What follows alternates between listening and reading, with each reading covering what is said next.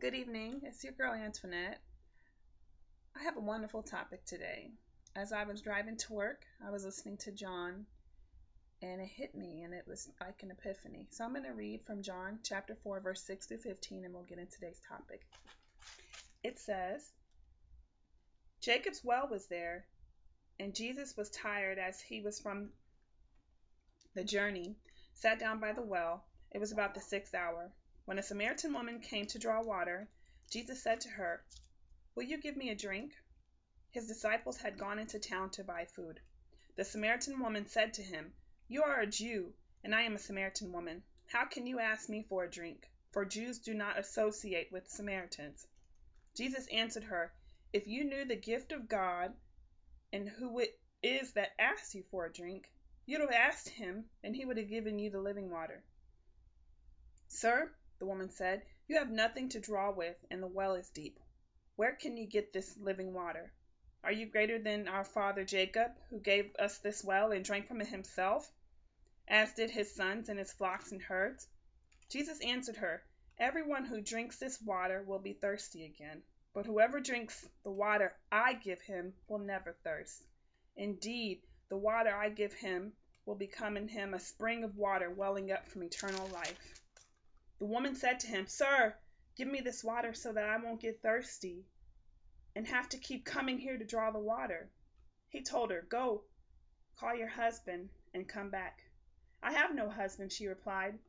Jesus said to her, "You are right when you say you have no husband. The fact is, you've had 5 husbands, and the man you now have is not your husband. What you have just said is quite true." And I read a little bit further. I read it to verse 17.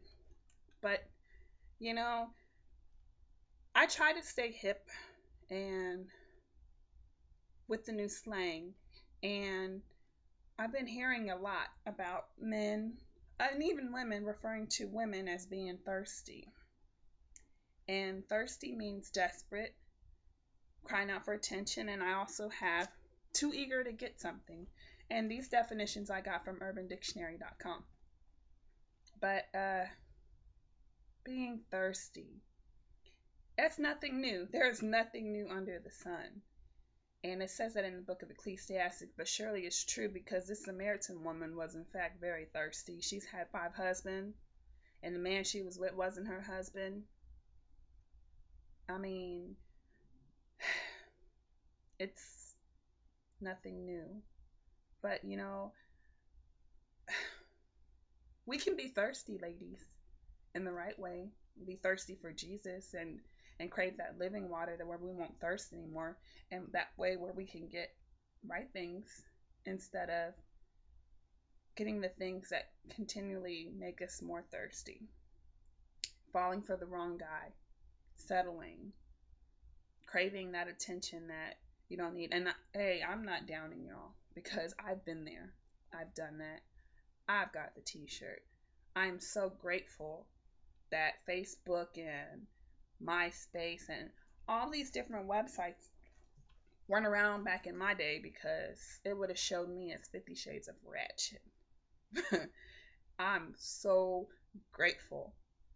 But our society now and our young people now, they're in this whole phase where they're putting all their business out on the internet, on Facebook, on Twitter. You see all these videos of girls twerking. It's not cute. It's not attractive. And years down the road, when you actually get it together, when you get that living water that Jesus is offering, you'll look back and you'll think, what was I doing? What was I thinking? And you may be ashamed. You may be embarrassed. Your children may run up on these videos when they're much older, and that sucks. Like I said, I'm so grateful that these videos and stuff wasn't around back in my day because Sophia and Jalen, my kids, the things they would have to ask their mom, "Mom, what were you doing? Mom, is this really you? No, Mom, this can't." Thank God. Thank God, thank God, thank God. I'm grateful that I have that living water and that I'm not thirsty anymore. I'm no longer thirsty, and I'm so grateful.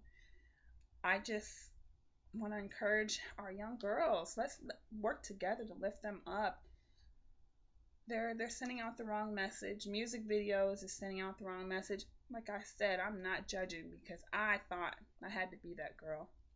And I put myself out there, and it just left me thirsty, even more thirsty, until I gave my life to God. And my life has changed tremendously. Let's thirst no more. Let's stop being thirsty. Let's be thirsty for the right reasons and the right things. Like the Samaritan woman. Jesus can work it out. I'm so grateful he did for my life. But there's nothing new under the sun. These kids think thirsty, something new. Jesus used the word thirsty. So they need to get it together and come up with something new, which they won't do. But we'll let them have their moment. But we know who is going to have the final say, the final words in the end. And that's Jesus. So I thank you for your time. I hope I've touched you. And tune in next time where we can get in more about that 50 Shades of Ratchet, our past, and learning how to get past it and keeping our head up and knowing that it don't hold us down. They don't hold us back. God is love, and I love you, ladies. Bye.